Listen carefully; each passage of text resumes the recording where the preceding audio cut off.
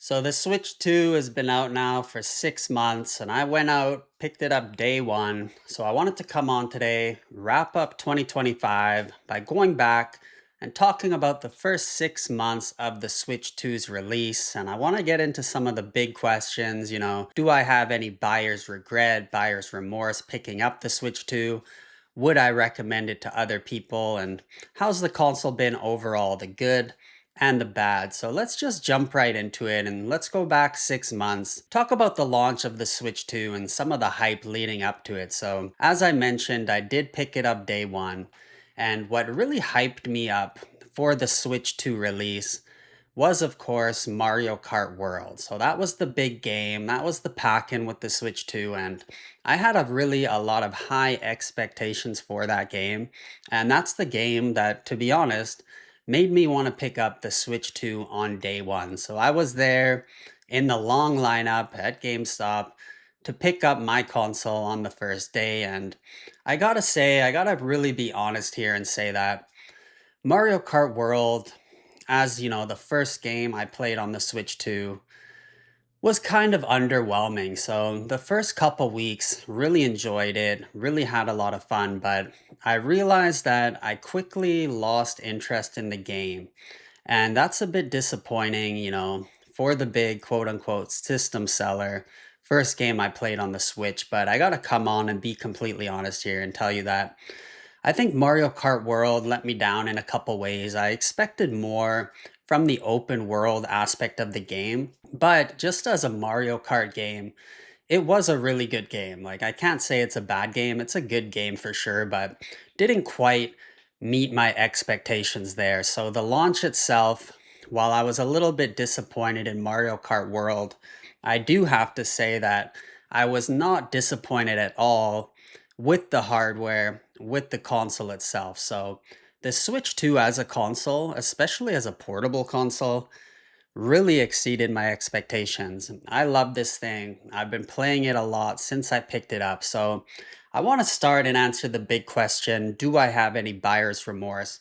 Do I regret picking up my Switch 2 on day one?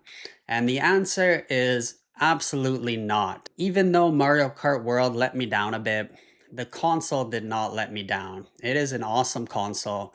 Again, I've been playing it a lot. And one thing I have to say is that once you've spent a few months with the Switch 2, if you go back and hold your Switch 1, you try to play the Switch 1, it just feels so much more inferior. Like, there's no going back once you've had a Switch 2. It's a night and day difference. The hardware is more premium, the screen's bigger, better, the graphics are better. Everything about the Switch 2, all the way down to the stand on the back, it's just better. Everything's better. So, no regrets from the hardware side. Hardware perspective, great console. So, still very happy that I picked it up. Now, coming back to the games on the Switch 2, the first party games, the next one that I picked up was Donkey Kong Bonanza. And I thought Donkey Kong Bonanza was a much better game than Mario Kart World because it felt very new, very fresh, a lot of new mechanics, just a completely new, different direction for the Donkey Kong series. So, for that, I really appreciated the game. Do I think it's the best game? Do I think it's a system seller?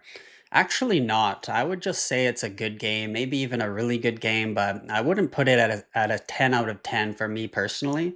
But no regrets picking it up. Glad I played it. Definitely a fun game. But to talk more about these first party games, and again, I'm going to be completely honest in this video, I still don't think there's really a good argument to be made to pick up a Switch 2 because of the first party exclusives, because of the Switch 2 exclusive games. I don't think we're there quite yet.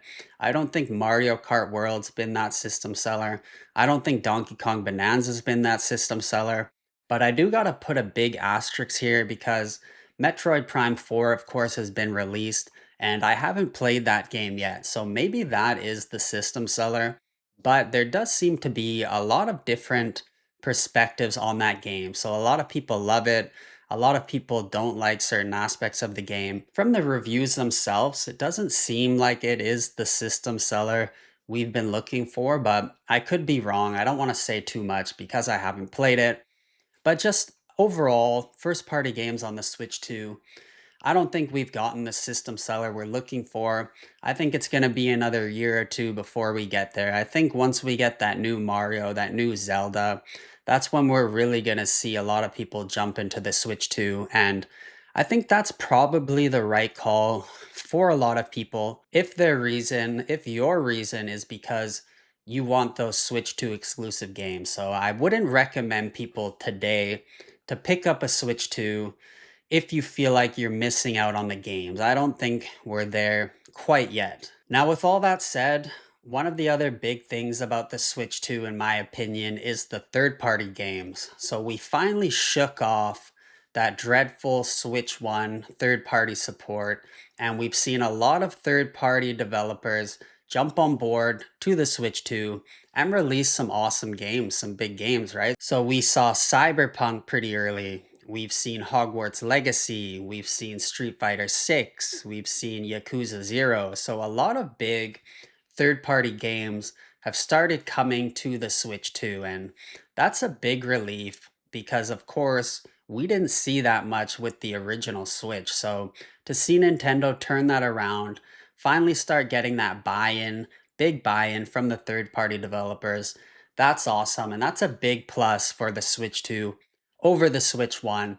And there's some very big games coming out on the Switch 2 from third-party developers in 2026 that I'll circle back to later on in this video. But big thumbs up to Nintendo for getting that third-party support. And I think that's really a big plus for the Switch 2 over the Switch 1. Now, with the third party support, there's always some bad with the good. And of course, we ended up getting the game key cards. And this has been talked about a lot. I'm not going to go into it too much. By now, everyone knows about the game key cards, the cards that don't actually have the physical game on the disc. They're basically a download code. And to me, that was really disappointing. That actually really put me off on the direction Nintendo was going with the Switch 2, but I've recovered from that. I still haven't bought any game key cards. Not sure that I ever will, but I do have some hope things turn around there. But I couldn't do this video without talking about that because that was a big part of the Switch 2 launch, the Switch 2 release over the last 6 months.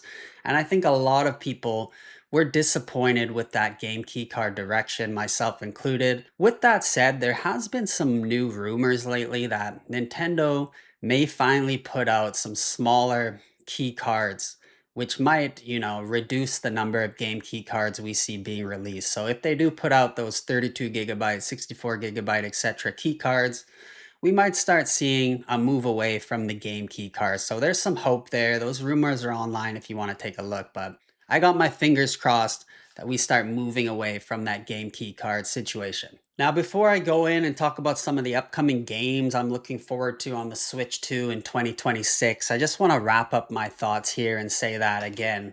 Switch 2, awesome console, no regrets. Would actually recommend it to anyone with the caveat that don't expect right now in December 2025 to have too many great Switch 2 exclusives. There's definitely some good Switch 2 games, but I don't think there's really anything of a system seller quite yet. Not quite yet, but we're going to get there.